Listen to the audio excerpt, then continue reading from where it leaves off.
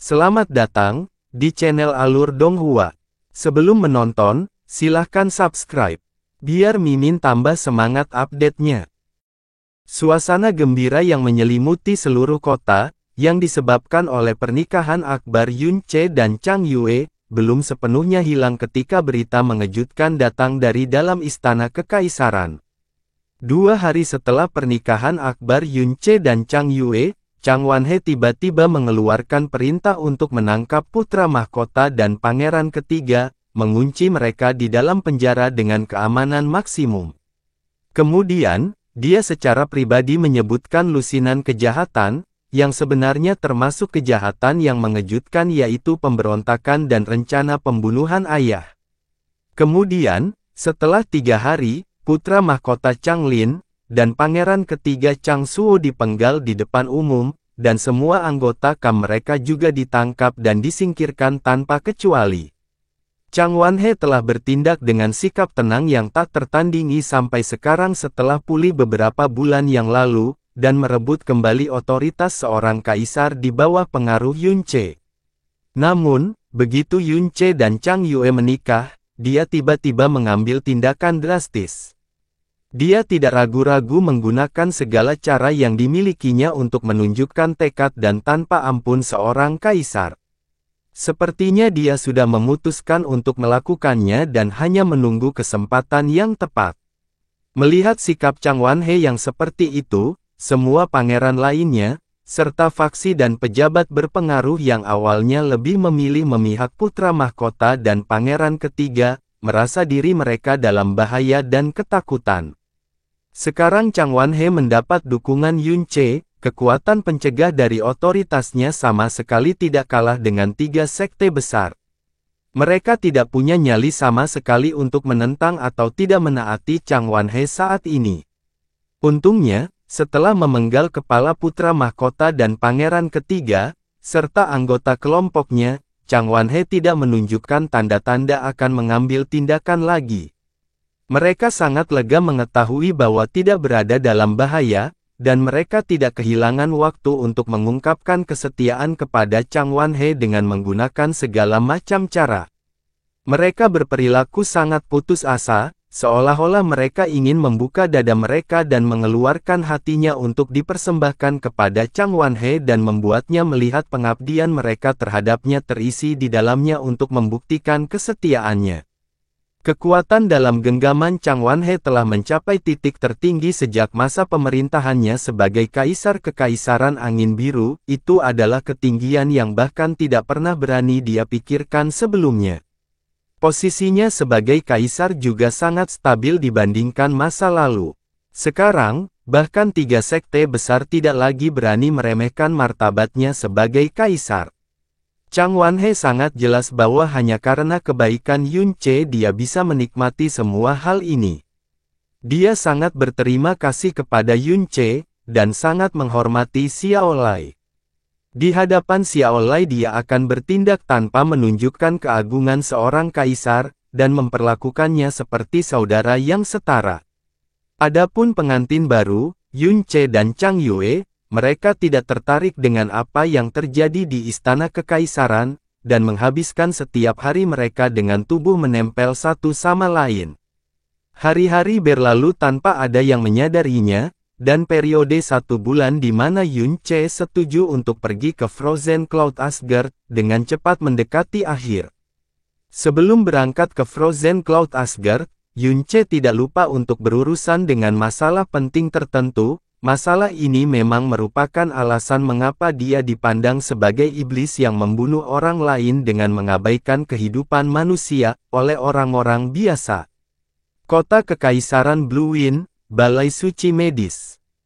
Saat balai pengobatan dibuka oleh dokter jenius pertama Kekaisaran Angin Biru yang diakui secara umum, banyak orang dari seluruh penjuru Kekaisaran Angin Biru akan datang setiap hari untuk mencari perawatan medis. Dan banyak orang di antara mereka akan membawa koin dalam jumlah besar dan harta karun bersama mereka untuk meminta Gu Qihong membuka urat nadi para murid jenius dari sekte dan keluarga mereka. Karena keahlian dan pengaruh medisnya, Gu Qihong telah mengumpulkan begitu banyak properti sehingga tidak berlebihan untuk mengatakan bahwa kekayaannya dapat menyaingi kekayaan sebuah kerajaan.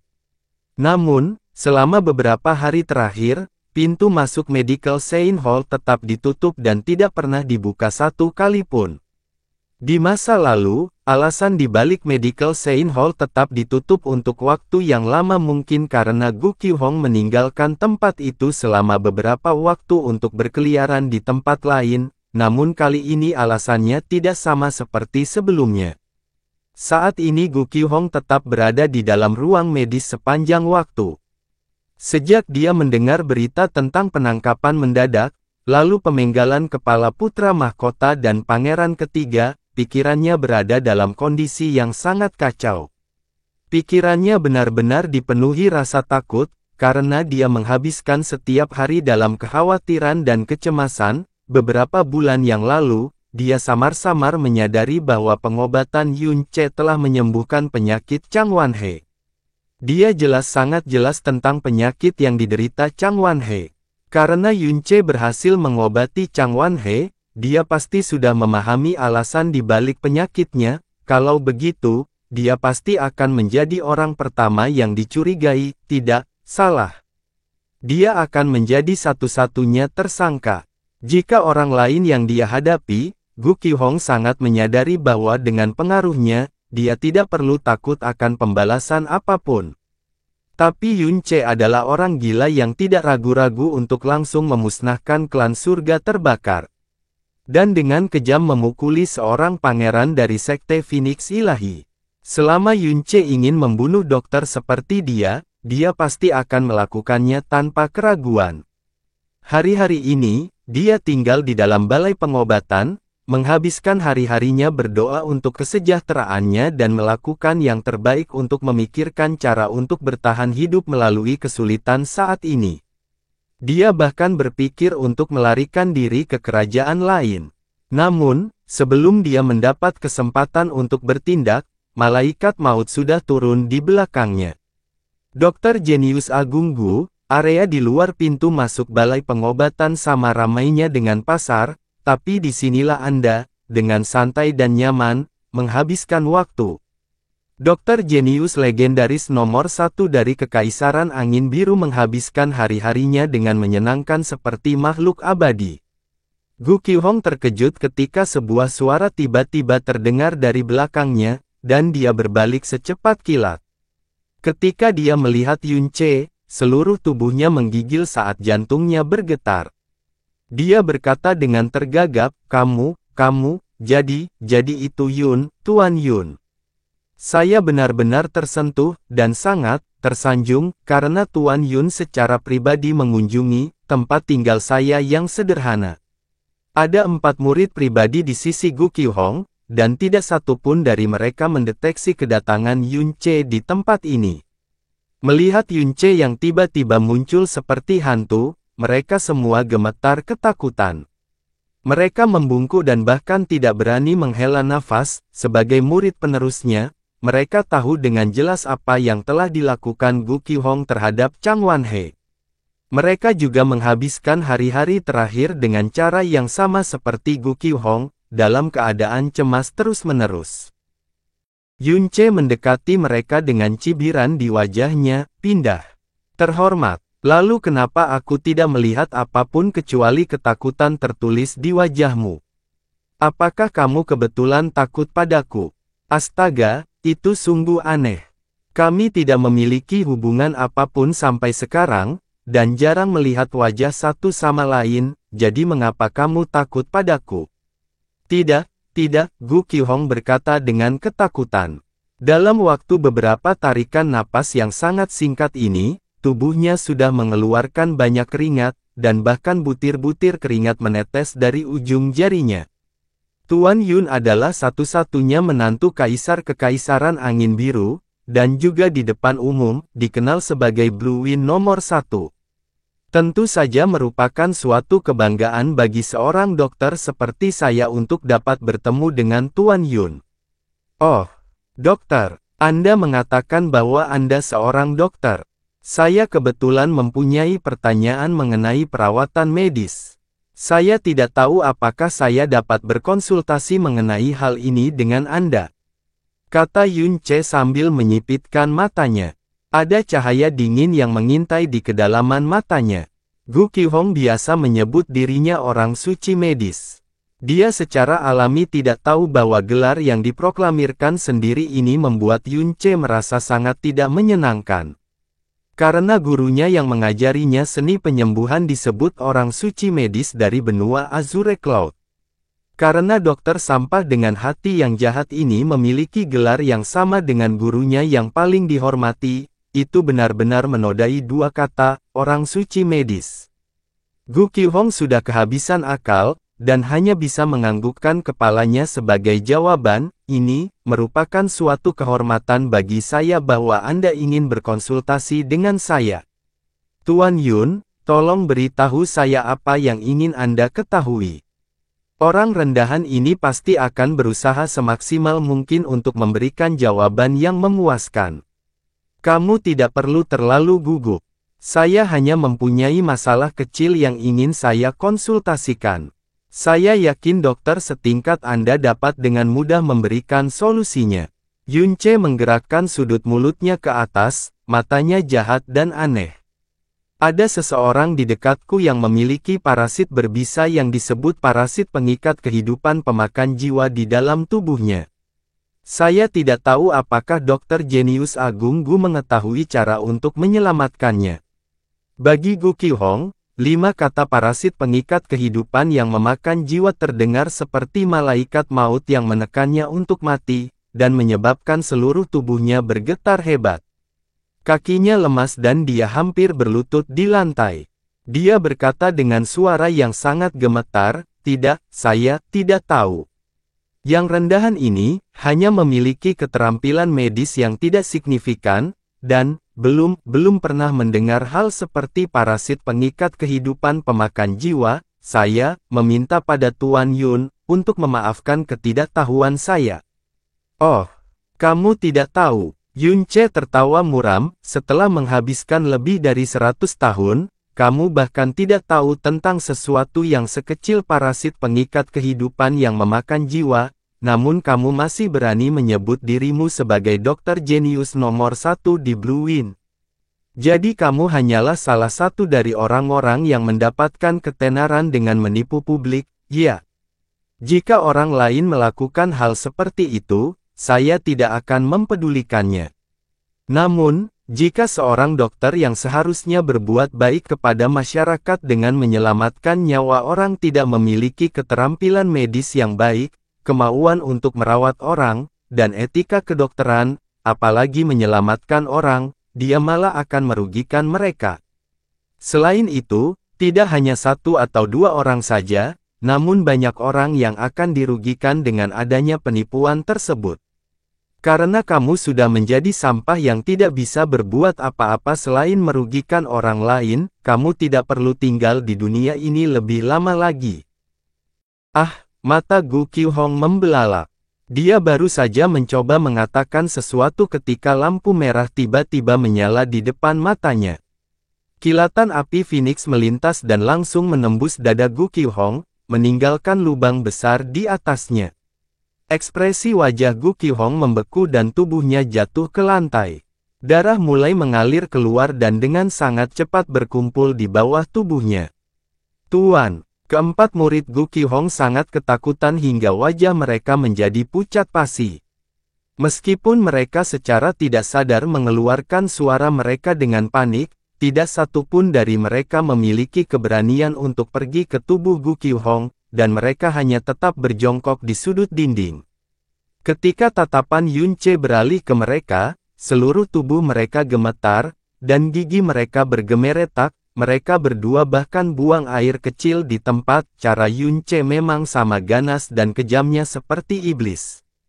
Bahkan sebelum Gu Qihong, yang merupakan dokter jenius nomor 1 di Blue Wind, yang memiliki pengaruh sebesar itu, dia terlebih dahulu berbicara dengan acuh tak acuh selama beberapa saat sebelum benar-benar membunuhnya ketika dia menginginkannya. Dia bertindak begitu santai, seolah-olah dia hanya menginjak-injak seekor semut sampai mati. Kalian berempat idiot pasti menjadi murid penerus Gu Qiuhong, kan? Katakan, apakah kamu ingin hidup atau mati? Kata Yun Ce dengan wajah tanpa ekspresi. Setelah mereka berempat mendengar bahwa mereka masih memiliki harapan untuk menjalani kesulitan mereka saat ini, mereka semua segera berlutut, bersujud lagi dan lagi, kami ingin hidup, kami benar-benar ingin hidup, selama Tuan Yun setuju untuk selamatkan hidup kami akan rela bekerja sangat keras sepanjang hidup kami. Yun Ce dengan dingin berkata, Gu Qiuhong telah bersekongkol untuk membunuh Yang Mulia. Dia bersalah atas kejahatan yang bahkan kematian tidak dapat menebusnya. Sedangkan bagi Anda, saya masih bisa memberi Anda kesempatan untuk hidup, kalian selalu mengikuti Gu Qiuhong, dan pasti sangat jelas tentang banyak perbuatan tercela dan jahat yang telah dia lakukan selama bertahun-tahun menggunakan keterampilan medis dan reputasinya. Aku akan memberimu waktu 3 hari. Dalam 3 hari ini, kumpulkan dengan baik bukti-bukti kuat terkait dengan rencana Gu Qiuhong untuk membunuh Yang Mulia dan semua perbuatan tercela lainnya, dan biarkan semua orang di bawah langit mengetahuinya. Sehingga semua orang dapat mengetahui bahwa dia sama sekali tidak pantas mendapatkan gelar orang suci medis. Setelah itu, pastikan untuk menyelamatkan orang-orang dengan seni penyembuhan yang telah Anda pelajari. Begitulah cara Anda menebus dosa yang Anda lakukan dengan mengikuti Gu Qiuhong. Ingatlah untuk tidak menggunakan keterampilan medismu untuk kejahatan lagi, jika tidak, kamu pasti akan mati di tanganku. Keempat orang itu sangat senang ketika mereka mendengar kata-kata Yun Ce. Mereka buru-buru berjanji untuk melakukan apa yang dia katakan sambil menitikkan air mata rasa terima kasih. 3 hari kemudian, informasi tentang Gu Qiuhong berkolusi dengan putra mahkota dan pangeran ketiga, dan berkonspirasi untuk membunuh Yang Mulia menggunakan parasit pengikat kehidupan yang memakan jiwa tersebar luas di seluruh kota. Keempat murid penerus Gu Qiuhong mengungkapkan banyak bukti kuat tentang segala macam perbuatan tercela yang dia lakukan selama dia berpraktik kedokteran dengan memanfaatkan keterampilan medisnya. Semua perbuatan jahatnya dicatat oleh mereka berempat, yang secara mengejutkan berjumlah lebih dari 1000, mengejutkan seluruh Blue Wind Imperial City. Untuk sementara, Medical Saint yang namanya pernah mengguncang Blue Wind, dikutuk baik secara lisan maupun tulisan oleh semua orang. Orang-orang dan kekuatan-kekuatan yang bersahabat dengannya di masa-masa normal, secara berturut-turut menyatakan dengan jelas bahwa mereka tidak lagi memiliki hubungan apapun dengannya, dengan alasan bahwa mereka merasa marah atas ketidakadilan yang telah dilakukannya. Pada saat ini, Yun Ce sudah mengucapkan selamat tinggal pada Chang Yue dan Xiao Lingqi, dan terbang menuju daerah bersalju es ekstrim di atas binatang Phoenix salju. Jasmine, saya merasa kultivasi saya saat ini tampaknya mengalami hambatan. Yun Ce, yang sedang berbaring di belakang Snow Phoenix Beast dengan mata terpejam, tiba-tiba mengangkat topik yang telah mengganggunya selama beberapa waktu. Kemacetan. Kemajuan Anda selalu tanpa hambatan sampai sekarang. Kemacetan apa yang kamu bicarakan? Kata Jasmine sebagai balasannya. Apa yang ingin saya katakan adalah bahwa ini sudah lama sekali, tapi saya belum menemukan cara untuk meningkatkan kekuatan saya dengan tingkat ekstrim yang sama seperti sebelumnya, kata Yun Ce perlahan. Selama lebih dari 1 tahun ketika aku berada di bawah teras manajemen pedang di Villa Pedang Surgawi, budidaya kekuatanku yang mendalam telah meningkat dengan kecepatan yang luar biasa. Tapi sekarang, apalagi fakta bahwa aku hampir selesai minum dan memakan semua darah dan daging naga, kemampuan mereka untuk meningkatkan kekuatanku sudah sangat terbatas pada levelku saat ini. Masih ada waktu 4 bulan sebelum turnamen peringkat 7 negara. Setelah pergi ke Divine Phoenix Empire, bukan hanya turnamen ranking yang harus aku hadapi. Saat ini, saya sangat membutuhkan cara atau peluang yang dapat memungkinkan saya mencapai terobosan lagi. Peluang, sekali harus maju secara berurutan, langkah demi langkah. Cara Anda secara paksa meningkatkan kekuatan Anda dengan menyerap kekuatan dari darah dan daging kaisar naga yang mendalam dalam jangka waktu yang lama sebelumnya, sebenarnya sangat berbahaya. Jika Anda tidak memiliki perlindungan Jalan Agung Buddha, banyak kerusakan tersembunyi yang akan tertinggal di tubuh Anda karena penguatan kekuatan yang dipaksakan itu. Kecepatan kultivasi Anda saat ini tanpa bantuan benda eksternal apapun sudah cukup cepat. Tapi kekuatanku saat ini praktis tidak berharga di hadapan Sekte Divine Phoenix. Yunce berkata dengan nada agak tertekan, sepertinya saya harus berusaha sekuat tenaga untuk meningkatkan kultivasi saya selama 4 bulan ke depan. Kembali ke pokok persoalan, sepertinya Anda, Tuanku, sudah lama tidak mengajariku apapun. Saya bahkan tidak tahu jenis seni mendalam apa yang Anda kembangkan. Karena Anda begitu kuat, seni dan keterampilan yang Anda latih pasti sangat kuat. Maksudku, kenapa kamu tidak mencoba mengajariku beberapa di antaranya? Betapa kekanak-kanakan, Jasmine berkata dengan suara tanpa emosi, di antara kemampuan yang aku miliki, bayangan patah Dewa Bintang adalah satu-satunya yang dapat kamu latih dengan tingkat kultivasimu saat ini. Fondasi dan level Anda saat ini tidak cukup untuk melatih hal lain. Jika kamu secara paksa mempraktikkan salah satu seni mendalamku atau gerakan membunuhku, itu akan berbahaya bagi hidupmu. Saat ini saya sedang berlatih seni mendalam Dewa Jahat dan Dewa Kemarahan pada saat yang sama, dan tidak merasa ada masalah dalam mendukungnya. Mungkinkah seni mendalammu bahkan lebih kuat daripada seni Dewa Jahat dan Jalan Agung Buddha? Yunce membelalakan matanya, dan berkata dengan heran. Mereka sangat berbeda. Jasmine dengan dingin berkata, jika kamu benar-benar ingin melatih seniku yang mendalam, tunggulah kekuatanmu yang mendalam untuk mencapai tahap selanjutnya dari alam mendalam berdaulat. Setelah merekonstruksi tubuhku, aku juga akan dapat mempertimbangkan untuk menganugerahkanmu setetes darah pembantaian surga, yang akan memungkinkanmu untuk berlatih seni mendalamku. Jadi, sovereign mendalam, dan tahap akhirnya. Yunce kaget sampai-sampai dia terduduk di pantatnya, dan apa itu darah pembantaian surga? Kamu tidak perlu tahu. Kekaisaran Iblis Hitam, negeri yang sangat besar. Aura jahat yang pekat dan kabut kelabu menyelimuti seluruh tempat ini, dan suara angin terdengar tak henti-hentinya, yang mirip dengan jeritan hantu atau lolongan setan. Di tempat yang begitu mengerikan, Fen Juechen, yang seharusnya sudah mati beberapa puluh kali, entah bagaimana selamat dan berhasil datang ke sini. Dia menggunakan seluruh kekuatan di anggota tubuhnya untuk naik ke atas, dan dengan kemauan dan obsesi yang tak tertandingi, dia dengan kuat mendukung hidupnya yang seharusnya sudah mengering sejak lama.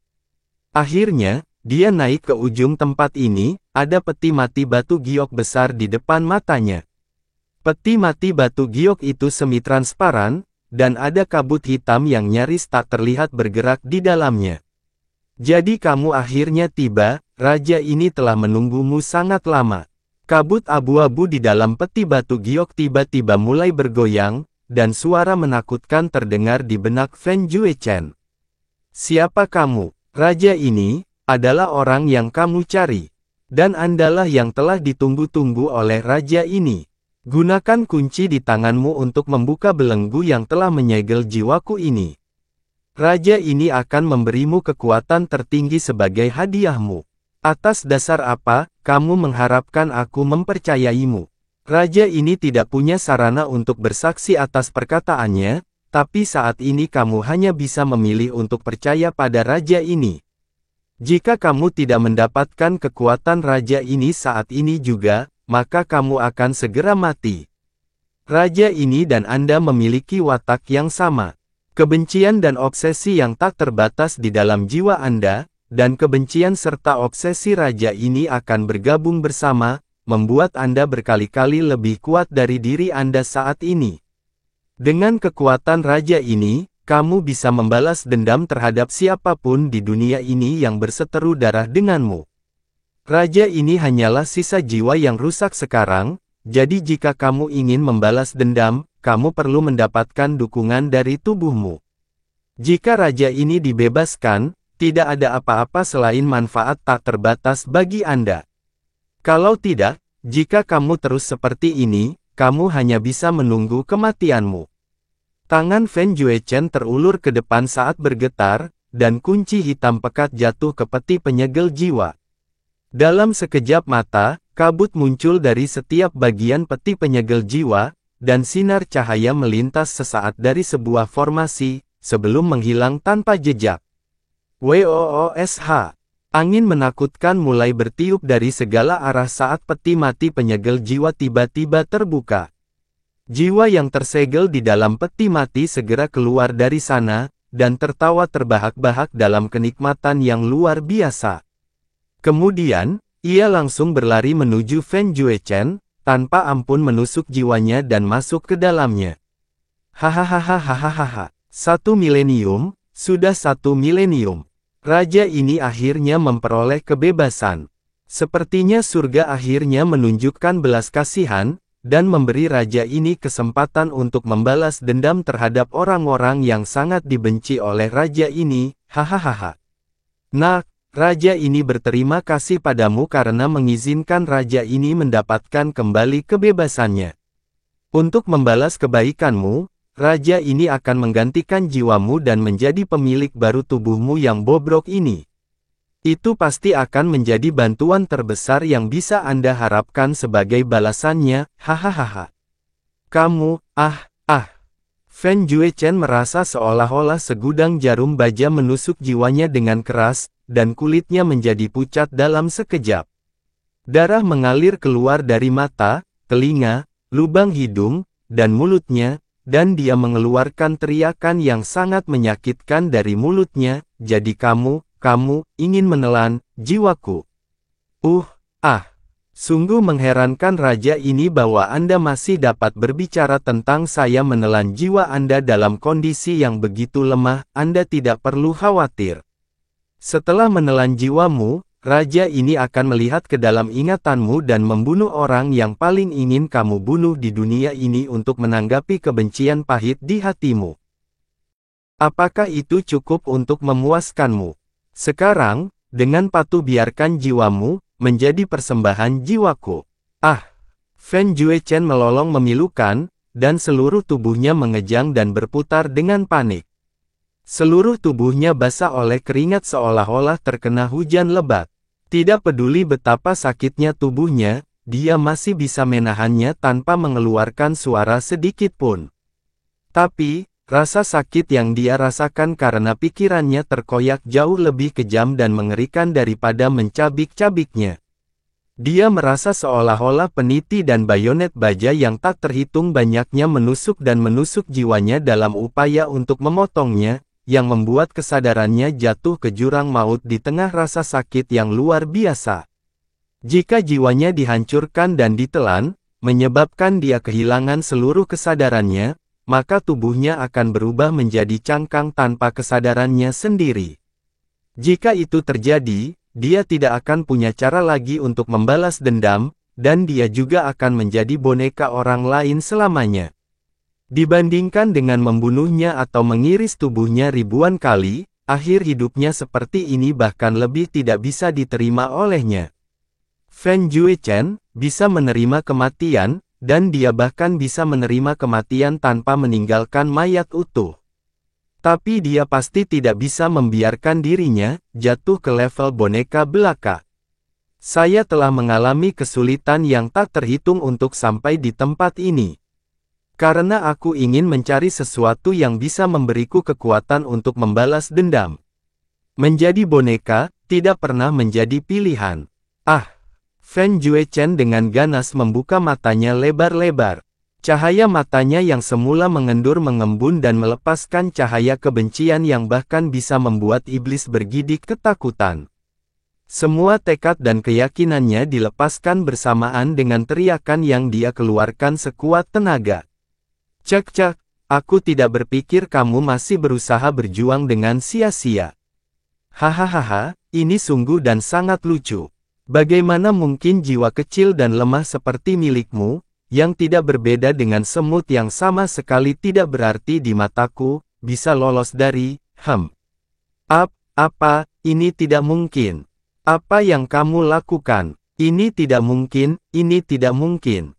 Jiwa Fen Juechen yang sangat lemah yang berada di ambang kehancuran dan ditelan, tiba-tiba melancarkan perlawanan yang sangat hebat.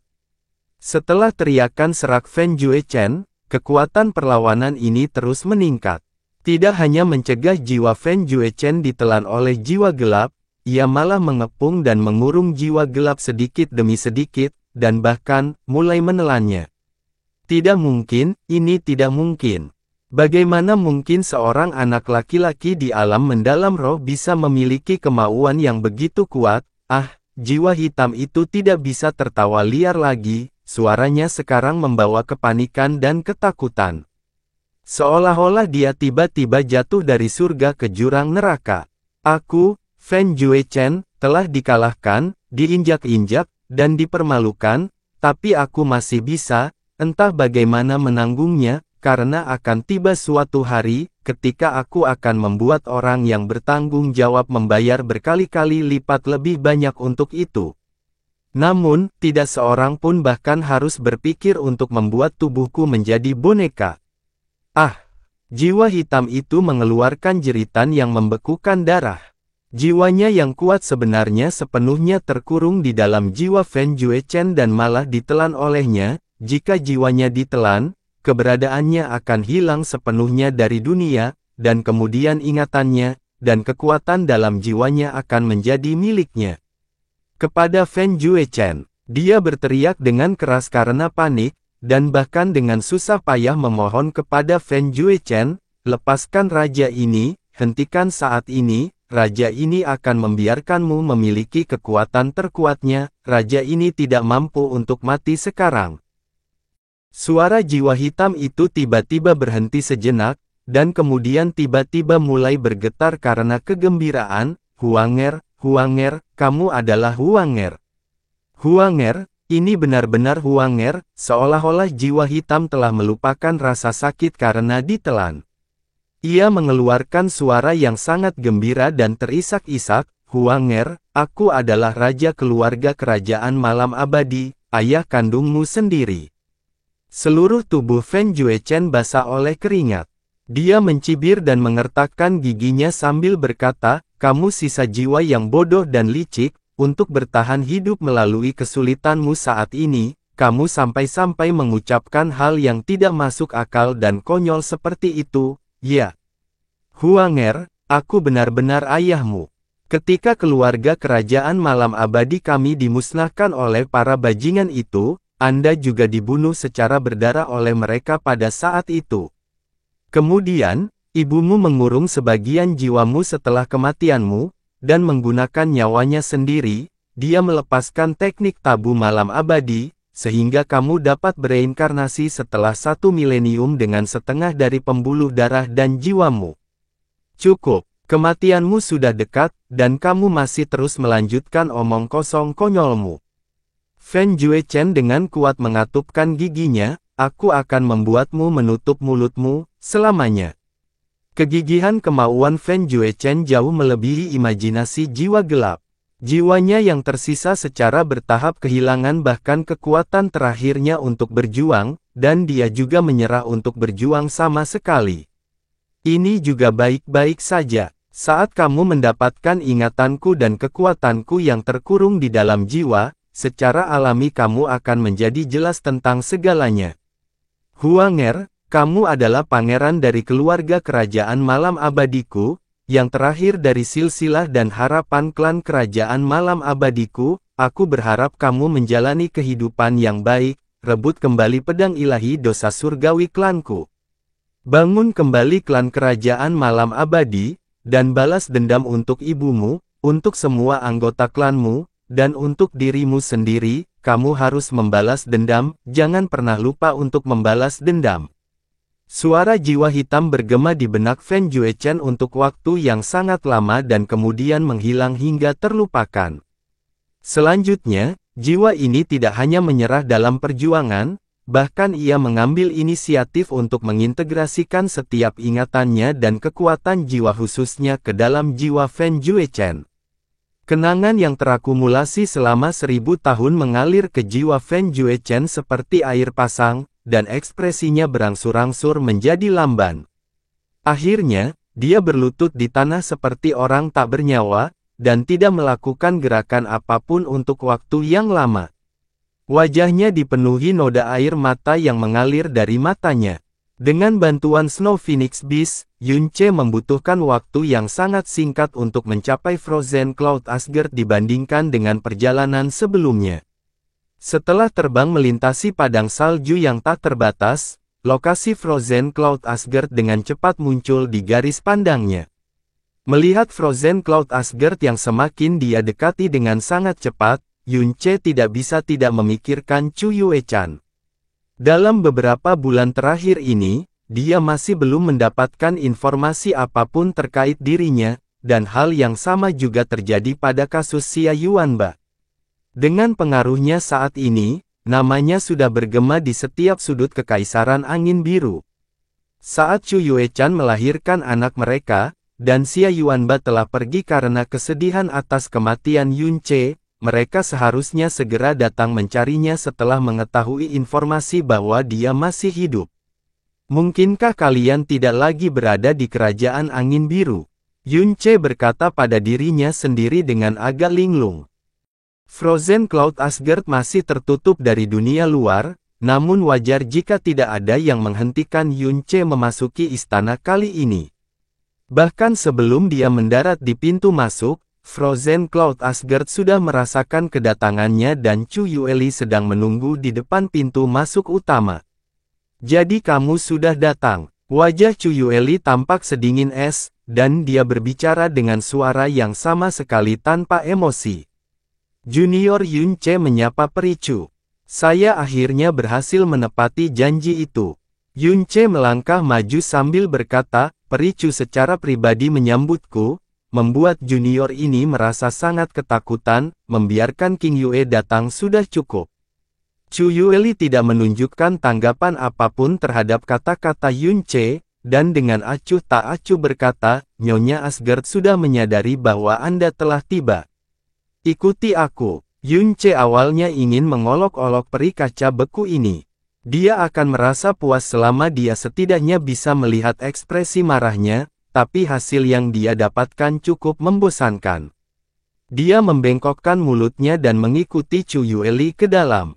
Bahkan pada saat istana tidak tertutup dari dunia luar, Frozen Cloud Asgard hanya memiliki sedikit pengunjung, jadi murid perempuan Frozen Cloud Asgard sebagian besar tidak mendapatkan banyak kesempatan untuk berhubungan dengan seorang pria. Oleh karena itu, saat Yunce mengikuti Chu Yueli ke dalam Frozen Cloud Asgard, bersama dengan efek tambahan dari namanya, Yunce, hal itu segera menyebabkan banyak murid Frozen Cloud Asgard berkumpul dan mengawasinya dengan penuh perhatian.